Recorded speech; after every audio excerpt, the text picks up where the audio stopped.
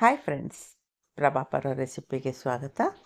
ಇವತ್ತಿನ ರೆಸಿಪಿ ತಂದೂರಿ ಚಟ್ನಿ. ಏನಿದು ತಂದೂರಿ ಚಟ್ನಿ ಅಂದರೆ ಅಂತ ಅಂದ್ಕೊಳ್ತಾ ಇದ್ದೀರಲ್ವ?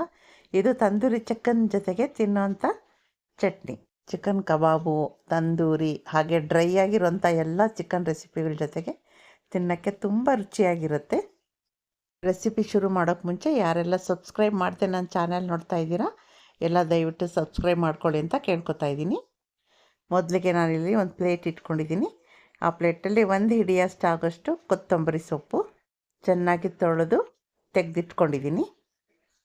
ಒಂದು ಹಿಡಿ ಆಗೋಷ್ಟು ಪುದೀನ ಸೊಪ್ಪು ಅದನ್ನು ಚೆನ್ನಾಗಿ ತೊಳೆದು ತಂದಿಟ್ಕೊಂಡಿದ್ದೀನಿ. ಇದರಲ್ಲಿ ದಂಟೆಲ್ಲ ಹಾಕಬಾರ್ದು, ಬರೀ ಸೊಪ್ಪು ಮಾತ್ರ ತೊಗೋಬೇಕು. ಎಳೆ ದಂಟಾದರೆ ಓಕೆ.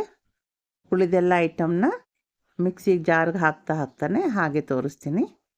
ಇದನ್ನು ಚಿಕ್ಕ ಜಾರಲ್ಲೇ ಯಾಕೆ ರುಬ್ತಾ ಇದ್ದೀನಿ ಅಂದರೆ ನೀಟಾಗಿ ನುಣ್ಣಗಾಗುತ್ತೆ. ಸ್ವಲ್ಪ ದೊಡ್ಡ ಜಾರ್ ತೊಗೊಂಡ್ರೆ ಸ್ವಲ್ಪ ಕಡಿಮೆ ಇರೋದ್ರಿಂದ ಹಾಗೆ ದಾರ ಉಳ್ಕೊಳ್ಳುತ್ತೆ ಅಂತ ಈ ಥರ ಹಾಕ್ತಾಯಿದ್ದೀನಿ. ಯಾವುದೇ ಪದಾರ್ಥಗಳನ್ನು ಕಡಿಮೆ ರುಬ್ಬುವಾಗ ಚಿಕ್ಕ ಜಾರ್ ಇಟ್ಕೊಳ್ಳೋದೇ ಒಳ್ಳೆಯದು. ಇದಕ್ಕೆ 1 ಚಮಚ ಲಿಂಬೆಹಣ್ಣಿನ ರಸ ಹಾಕ್ಕೊಳ್ತಾ ಇದ್ದೀನಿ. ಹಾಗೆ 1 ಚಮಚ ಜೀರಿಗೆ ಪುಡಿ ಹಾಕಿದ್ದೀನಿ. ಒಂದು ಅರ್ಧ ಲೋಟ ನೀರು ಹಾಕ್ಕೊಳ್ಳೋಣ. ಇದೀಗ ಗ್ರೈಂಡ್ ಮಾಡ್ಕೊಂಡು ಬರ್ತೀನಿ. ಇದು ಪೇಸ್ಟ್ ಮಾಡ್ಕೊಂಡು ಬಂದಿದ್ದೀನಿ. ಈಗ ಇಲ್ಲಿ ನಾವು ಮೊದಲೇ ಅರ್ಧ ಬಟ್ಲು ಮೊಸರು ತೆಗೆದಿಟ್ಕೊಂಡಿದ್ದೀನಿ. ಆ ಮೊಸರಿಗೆ ಈ ರುಬ್ಕೊಂಡು ಬಂದಿರೋಂಥ ಮಿಶ್ರಣನ ಇದಕ್ಕೆ ಮಿಕ್ಸ್ ಮಾಡೋಣ. ನೀಟಾಗಿ ಈ ಥರ ಎಲ್ಲ ಮಿಕ್ಸ್ ಮಾಡಿಕೊಂಡು ಮಿಕ್ಸಿಗೂ ಸ್ವಲ್ಪ ನೀರು ಹಾಕ್ಕೊಂಡು ಅದಕ್ಕೆ ಮಿಕ್ಸ್ ಮಾಡ್ಕೊಬೋದು. ಸ್ಪೂನಲ್ಲಿ ತೊಗೊಂಡಿರ್ತಾರೆ ನಿಧಾನಕ್ಕೆ ಮಿಕ್ಸ್ ಮಾಡ್ಕೊಳ್ಳಿ.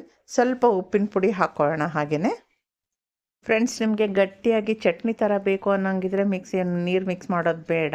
ಇಲ್ಲ ಸ್ವಲ್ಪ ತೆಳುವಾಗೇ ಇರಲಿ ಅನ್ನೋದಾದರೆ ಸ್ವಲ್ಪ ನೀರು ಮಿಕ್ಸ್ ಮಾಡ್ಕೊಳ್ಳಿ. ನಾನು ಸ್ವಲ್ಪ ತೆಳುವಾಗೇ ಮಾಡಿದ್ದೀನಿ, ಯಾಕೆಂದರೆ ತುಂಬ ಜನ ಇದ್ದೀವಿ, ಅದಕ್ಕೋಸ್ಕರ. ಇಷ್ಟೇ ಫ್ರೆಂಡ್ಸ್. ನೋಡಿ, ಇದಾಗಿದೆ. ಈಗ ಸ್ವಲ್ಪ ಉಪ್ಪು ಕಡಿಮೆ ಅನ್ನಿಸ್ತು, ಅದಕ್ಕೆ ಇನ್ನು ಸ್ವಲ್ಪ ಉಪ್ಪು ಹಾಕ್ತಾಯಿದ್ದೀನಿ. ಈಗ ಮತ್ತೆ ಅದನ್ನೆಲ್ಲ ಚೆನ್ನಾಗಿ ಮಿಕ್ಸ್ ಮಾಡ್ಕೊಳ್ಳೋಣ. ಚೆನ್ನಾಗಿ ಉಪ್ಪೆಲ್ಲ ಕರಗಿ ಅದರೊಳಗೆ ಹೋಗ್ಬೇಕು. ಫ್ರೆಂಡ್ಸ್, ಈಗ ನಮ್ಮ ತಂದೂರಿ ಚಟ್ನಿ ರೆಡಿಯಾಗಿದೆ. ನಿಮಗೂ ಇಷ್ಟ ಆಗಿದೆ ಅಂದ್ಕೊಳ್ತೀನಿ. ನೀವು ಮನೇಲಿ ಟ್ರೈ ಮಾಡಿ ಹೇಗೆ ಬಂತು ಅಂತ ನನಗೆ ಕಮೆಂಟ್ ಬಾಕ್ಸಲ್ಲಿ ತಿಳಿಸೋದನ್ನು ಮರಿಬೇಡಿ.